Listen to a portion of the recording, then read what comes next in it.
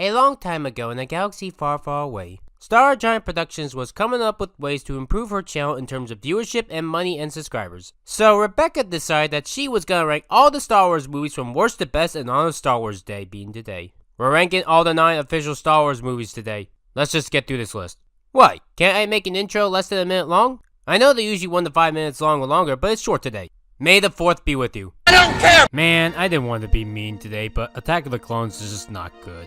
But rewatching this movie made me realize something that I never realized before, and that Padme is actually the worst Star Wars character ever. You know that 2010s cliche of women saying, "I don't need no man," only for them to need a man like 5 seconds later? Yeah, who would have thought that cliche was from the 2000s as well? You'd think if she could pull off faking not being the queen, even though that she was the queen in the first film so well that she could even be better in the second film. I don't know what the hell happened between episodes 1 and 2 that caused her to get this much dumber, or to be even dumber than Jar Jar Binks. And yes, she is dumber than Jar Jar Binks. I stand by that. I'm sure Disney will make a side film in the future on that, just like how they made a pointless origin story on Han Solo, or Darth Maul, like 5 times again. Can we at least all agree that the LEGO Star Wars Holiday Special from Disney is probably the best Disney parody of Star Wars ever? The part of the Jedi coming in to stop the robots is easily the best part of the movie, and yet that takes an hour and a half to get to. And the only thing enjoyable about this movie prior to that is C-3PO, who I argue is the best Star Wars character in the prequel trilogy. Han Solo or Yoda is my favorite in the original trilogy, and Poe Dameron is my favorite Star Wars character, not just of the Disney trilogy or sequel trilogy if you prefer, but of all of Star Wars. Oh, I guess episode 2 also has that bounty hunter, which I thought was amusing, but it doesn't last long. But let's really go in depth with the problem with Padme, and by extension, Anakin some more.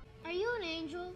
You see this age gap here? You have to remember that these two get married. And yet, in the first movie, Padme looks like she's twice the age as Anakin. She looks 20 and he looks 10. Wait, how old were they technically? Excuse me a minute. Oh, apparently Anakin was 9. Wow, I was only 1 year off. And Padme was... Wait, hold the phone. She's only 14 in the first movie? That does not even look close to a 14-year-old girl. And you'd think that she'd be able to look like one considering that Natalie Portman was 16 when they first started filming this movie. She was 18 by the time that this was complete. Back to my main point. The romance blows. Your presence is soothing. I don't like sand. It's coarse and rough and irritating, and it gets everywhere. You've changed so much. You haven't changed a bit. You're exactly the way I remember you in my dreams. It's basically every 2000s cliche romance story, except insert into Star Wars for some reason. Why did I love this movie as a kid? It takes an hour and a half for me to actually enjoy anything. All that I cared about for Padme was when she showed her belly button. I know that's weird, but that's all that I remember from her in this one. When we get past the point with sex shit and the "I can do it on my own except I can't" plot. Did we really need to have her keep her baby a secret? Or that how Anakin and her were having love behind the scenes? She's 21, and he's an adult too, so who really cares again? Jango Fett is so utterly useless by cutting him that you wouldn't miss a thing. Oh, but if we didn't create his origin, how would we have Boba Fett's origin complete? Did we really need Boba Fett to have an origin? Or was that George Lucas's goal? Let's give everyone an origin story! It's like Friendship is Magic, except it's not any fun at all. And then there's Count Dooku. I'm gonna tell you one thing about Count Dooku. He looks like my real life Uncle John. And no, I'm not showing you what he looks like in real life. I'm keeping that to myself. I bring this up, though, because that is all that I ever bothered to memorize about this guy for over a decade. I think only recently, like when I first watched this from my Star Wars marathon, did I ever give a shit to find out more about this guy. And yet, he's just a Darth Maul clone. Funny, I thought the clone troopers were supposed to be the clones, not Count Dooku himself. Anything else? Oh yes, Jar Jar. Yeah, go ahead, Jar Jar. Give emergency power to Palpatine. I'm sure that will absolutely no way backfire whatsoever any all at all. I hate you, Jar Jar.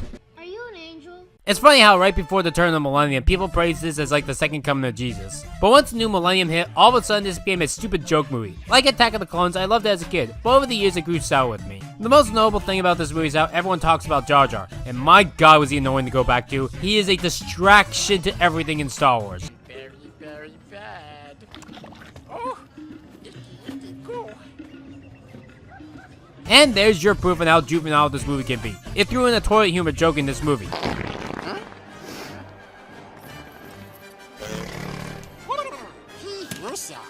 Oh, I'm sorry, it happens twice. Most of this movie is filled with boring padding and Jar Jar. The pod racing scene is something that I still enjoy to this day. Too bad that it takes literally 1 hour to get to this part. Holy shit! But hey, it's a half hour quicker than episode's 2 robot fight, so that makes it better. No, that's all I got on this one. What do you want me to do? Want me to talk about the midichlorians bullshit? Midichlorians are a microscopic life form that resides within all living cells, telling us the will of the Force. No, instead of skill to determine how good you are, it's these things that we never heard of called midichlorians. That's what it's all about. I'm done with this one.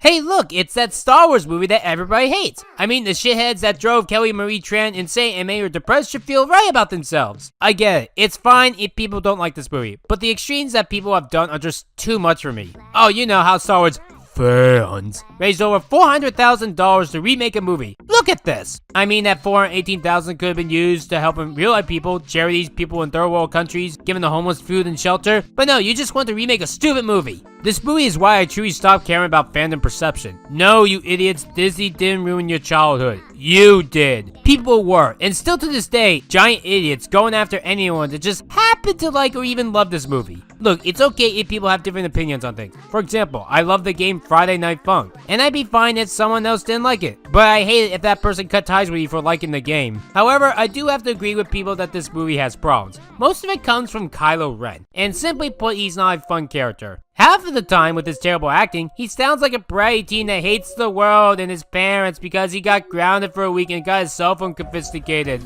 because he was out too late one night despite being disrespectful. Just, oof, my God, I hate Kylo Ren. He's not as bad as Padme or Jar Jar. I at the very least see his purpose, but anybody trying to make Kylo Ren sympathetic is like trying to make Cassandra from Tangled sympathetic. And I just realized that Disney had these things come out at the exact same time. Shit. Was it coincidence? Probably. But seriously, how am I supposed to care about someone after them doing this thing right here?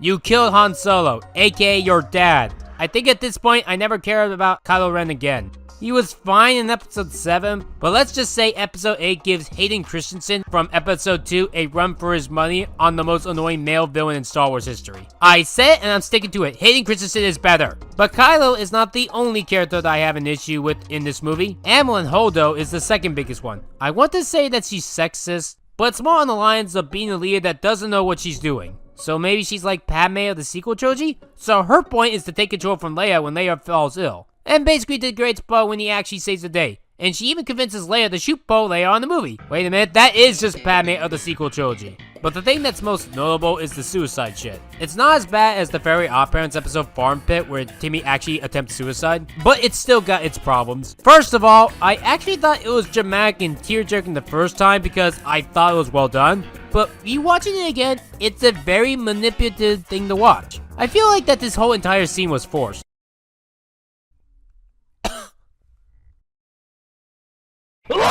It's forced because it's with a character that I don't care about. And secondly, the movie thinks that the only way that I can care about this character is them sacrificing themselves. And I have to say no to that. And I know what you might say. So a character sacrificing themselves to help save others makes you hate them? No, not at all. I've seen it done before well. You stay, I go, no following. You have to make the character relatable to the audience. Make them have a fun time, not just randomly put them into a movie to kill them later on. If they made Holdo more of a fun character, I would have liked her more. Let me put it like this. Leia makes the mistake of shooting Poe. She later on in the movie tells Poe that she made a mistake. She was more interested in protecting the light than she was seeming like a hero. And that makes me love Leia. She at the very least owns up to her mistakes. Holdo just kills herself and she makes me not care for her. If she apologized to Poe before her death, that would have been great instead of being a self-attained asshole. But there is one saving grace that this movie has, and that's Poe. Poe is actually my favorite Star Wars character ever. I was tempted to say C-3PO, but C-3PO only really was funny in the sequel trilogy carried on by Poe. Poe is kind of like Poe from Kung Fu Panda. And no, I'm not just saying that because they have the same name. I'm saying that because they're some of the funniest characters in movie history. Just look at these jokes. Hugs? You can. With an H, skinny guy, kind of pasty. Alright, listen up. I don't like these rust buckets, and I don't like our odds. What the hell? This tunnels that the odds of finding an exit are 15,428. Shut up! Let's just pray that big-ass door holds long enough for us to get help. Look, I can't hold forever. If you reach him, tell him Leia has an urgent message for him about his mother. It's moments like that that make me glad to keep watching these movies. And the casino scene is amazing, and Rose getting the revenge on those animal abusers is amazing. Why do so many people hate Rose? She sacrificed herself to save Finn when he almost killed himself. What is wrong with you people? Oh, and I love Yoda burning the Jedi Temple down. Did you know that he's a Muppet again and no longer a CGI creature? Just like in the original trilogy. Anywho, I think we should go to the next movie now. I'm Rey Skywalker. Oh hey, it's that other infamous Star Wars movie. But you know, I actually like this one. Oh, it still has its problems. No Star Wars movie is perfect, but this one I actually take issue with the fans more or less. So let's be dead serious for a minute here. I am affirmed to believe that you have every right to realize that you have made mistakes and are willing to fix them. But if you're a person that drives people to depression because they made a movie that you didn't like, and you demand them to remake it despite the fact that it has people that are very beloved and well-liked and are sadly no longer with us today because they die in real life, shut the fuck up! I am tired of people going after shit like this. Humans have this ideology that when something is not 100% perfect, they have to tear it to shreds, and I am so done with that. Both this and Episode 8 is why I refuse to call myself a Star Wars fan. Because being a Star Wars fan is being part of the worst fan base ever. I get it. Just like with DC Superhero Girls 2019, there are bad people within its fan base. But that doesn't mean that every single person in that fan base is bad. There are good people in their fan bases as well. Just like with Toon Critic of the Brony fandom, you shouldn't judge a fan by a few bad apples. Anywho, let's get back to a fun movie. The movie still has its problems. Oh, did you know that Emperor Palpatine could just randomly create a whole army at will? Oh, now he's still alive? He's alive, people! And he made Snoke as well. He created him while he was dead. Like Emperor Palpatine didn't come back to life later. He created Snoke first and then he's alive. I really don't follow this movie on that logic. Like, I find that bullshit. I mean, if Palpatine could be ghosts like Yoda and Anakin and Luke and such, that'd be one thing. You don't see them creating armies or robots and such. All they do is give some nice advice. Oh, and burn down Jedi temples. Lol. But nothing about creating armies. And if this feels like an asshole, that's because it is. Yeah, that's one problem that I have with the Disney trilogy or the sequel trilogy. And it's that information to the audience is left vague or missing. Kinda like how Rey was able to give Ben her lightsaber. I heard that Disney had to make a lot of changes to this movie due to the fact that there was a lot of fan backlash for the last one. Here's a quick tip. Don't listen to fan backlash. If you want to create a piece of art, go for it. Don't listen to them. But the good stuff is good, like how all the Jedi helped Rey Skywalker at the very end against Darth Sidious. Han Solo's cameo is great, Luke Skywalker returned to talk to Rey and him lifting the X-Wing like how Yoda taught him was nice. C-3PO was still a blast and I didn't even mind his amnesia thing. The battle scenes were fun, Kylo Ren dies, Leia's sacrifice was heartbreaking, Chewbacca got his own medal, and Poe is still fun. You were a spice runner? You were a stormtrooper? Were you a spice runner? Were you a scavenger? We could do this all night. See why I think Poe is the best? I just had so much fun with him. Alright, we'll move on to the next movie. Ain't you done talking about Palpatine using the full power of the dark side? Know what I mean? Know what I mean? Nudge, nudge, wink, wink. Know what Okay, I I'm mean? moving on! Ugh. Your powers are weak, old man. It's so weird that the original Star Wars movie that started it all is smack down in the middle of all 9 main Star Wars movies. It's the most parodied thing in existence. Every cartoon in existence has more or less referenced it, or even done a whole episode on it. There are countless movies to reference it. Hell, we even have movies solely dedicated to parodying it. I just think it's a fun movie from start to finish, even though the fight scene with Vader and Obi-Wan is boring to watch nowadays. You call this a fight? Hey, remember episode 3? I get that it's 1977, but this is honestly the worst Star Wars fight ever. It's funny that I say that because it's the only fight to have a good Jedi die. I am your father. Did you know that Darth Vader's I am your father bit was improv during the movie? Only a few people knew about this. George kept it a secret from most people. Anywho, I just wanted to bring up that Yoda is fun in this movie and I love Luke Skywalker's train. I know that I don't usually have as much to say for the good films as opposed to the bad ones, but hey, that's the way I am. I usually have more stuff to say for bad. And hey, we only have 3 films left. Let's finish this. Liar! The best prequel movie. It's a fun movie like the last 2 movies, except even more fun to it. My only problem is Grievous. Did you know his actor had bronchitis when working on this film? Instead of George Lucas telling him to go home until he felt better, or to get a different actor at the time, they just kept it in the film. Which, if you watch the original Clone Wars series, you hear a much better Grievous. Your training has served me well. It has awarded me many trophies. Now here's the garbage self that he sounds like in 2005. I was expecting someone with your reputation to be a little older. If you could replace the original Darth Vader in 1977, I'm pretty sure that you could replace Grievous in the more progressive year 2005. In this movie, he's a complete wimp.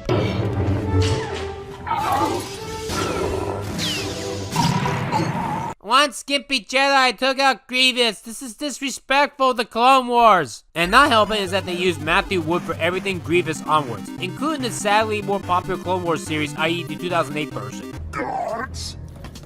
Gore? Gore? Where are you? I heard that Disney milked that series, as well as that stupid character Ahsoka, who I just don't care for. Don't milk stuff, Disney. Be fun like Episode 3. Execute Order 66 is still amazing. Admittedly, I think this Wallace and Gromit parody did it better nowadays, but I still like Emperor Palpatine's and now I must stop myself from making any Robot Chicken jokes with them. If you'd made up your mind 5 seconds earlier, we could have ruled the galaxy, and maybe I could have gotten laid one more time before I died. I couldn't resist. Anywho, the fighting is really amazing in this movie, so adds the score and cinematography, and it actually feels like a real fun character, not a whiny little brat like in episodes 1 and 2. I think Obi-Wan has his best moments in this movie as well, even though the "you and my brother" thing is kind of awkward. Watching all the Jedi die was really powerful to watch, especially with Yoda breaking down. And the less that I say about Mace Windu and his actor, the more that I can love this movie. This is the best prequel movie of the Star Wars trilogy ever. It was entirely fun. Come get it! I think this is why I started to really care about Star Wars in the first place. It's probably my favorite live-action movie that Disney has ever made. And that's saying much, considering that if it's not Marvel, they're not good at live-action. It's so weird that despite this being the best Star Wars movie of the Disney trilogy, it's the one that Poe is in the least. But Rey and Finn still are really fun, lovable characters. And hey, Ben isn't some sucky emo in this movie, so yay! I can actually have fun! It's like if Kylo Ren doesn't care about his destiny. You cannot escape your destiny. Destiny sucks!